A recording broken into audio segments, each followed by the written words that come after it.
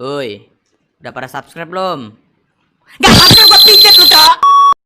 Ini ada James yang S-nya 3 dan anyway, James, how's it going? Can you hear me? Yeah, can everything good? Oh, okay, everything good.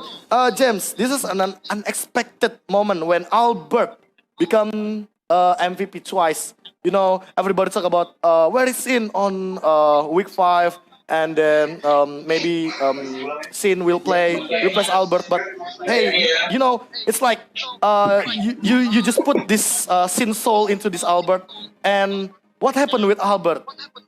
So this is maybe your improvement with your players, or yeah, I mean, it's because the RRQ's member is really put the trust, or yeah, maybe they have a new chemistry with Albert. So what do you think, James?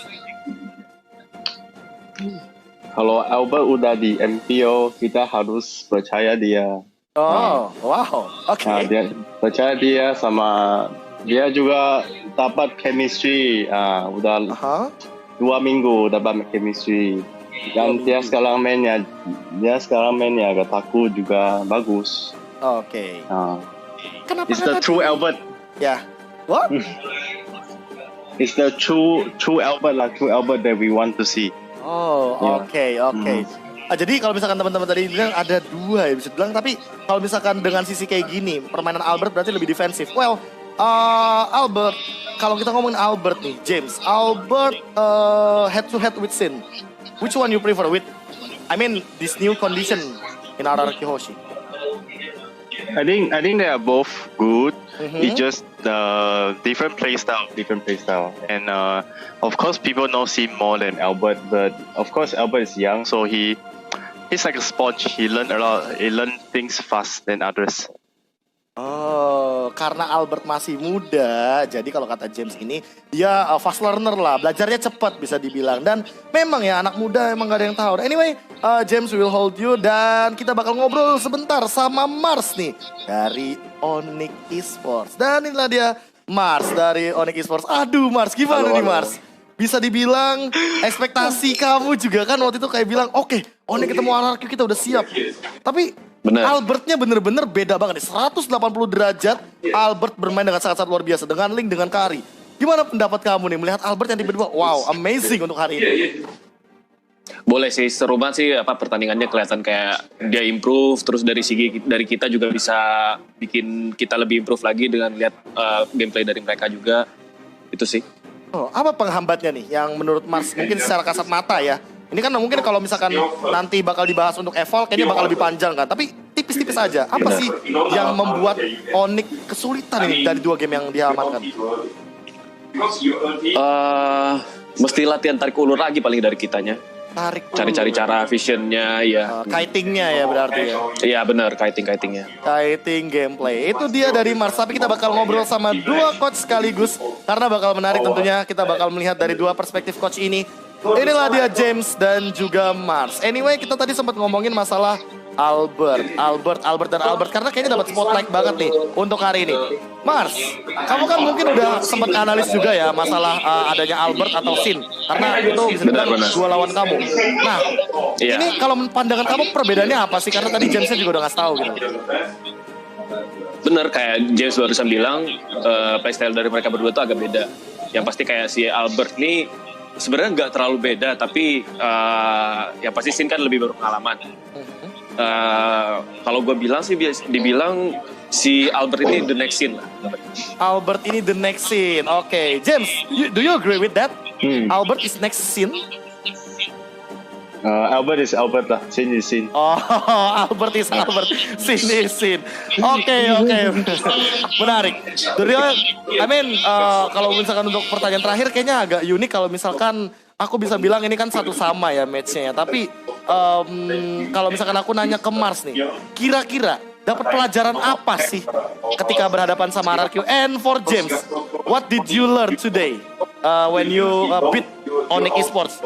The first standing on this season. And maybe from James first.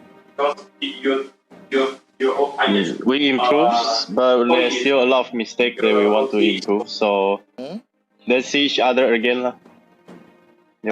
Oke. Oke, menang tapi improve. Oke. Anyway, Mars gimana kalau dari Mars? Apa yang kamu dapatkan nih dari match kali ini? Wah, dari RRQ itu kita tahu sih late game mereka lumayan strong ya, defensive mereka strong. Jadi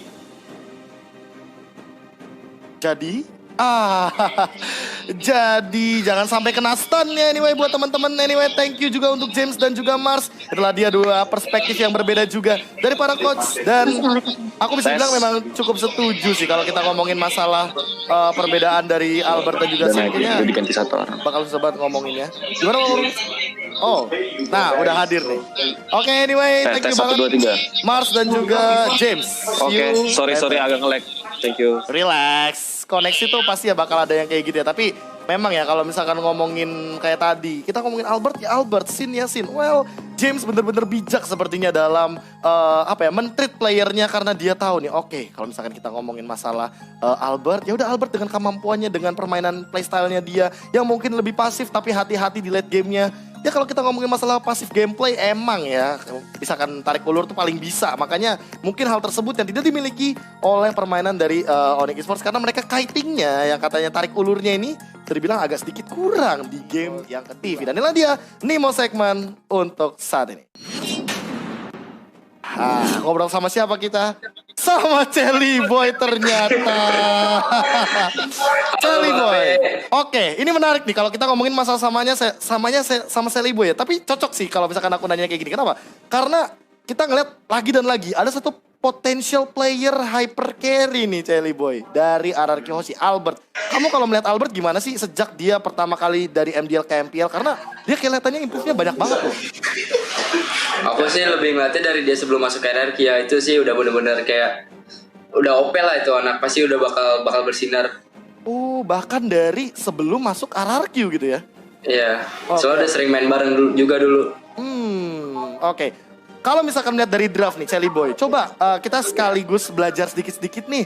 Karena kan kita ngomongin masalah hyper carry, ada Kimi sama Karin ya kan, yang bisa membuat gameplaynya nih timpang banget kalau di late game. Karena kan Kari bakal menang banget. Nah kalau misalkan dari sudut pandang Celi Boy, emangnya ada celah nggak sih buat Onyx Esports menangin di game yang kedua? Apalagi di sini pakai Kimi gitu loh, dan lawannya adalah Kari yang late game strong banget. Malahan menurut aku pribadi sih lebih menang Kimi kemana-mana ya, soalnya menang race juga ngelawan Kari tuh. Oke, menang Dari race. early sampai late game. Iya.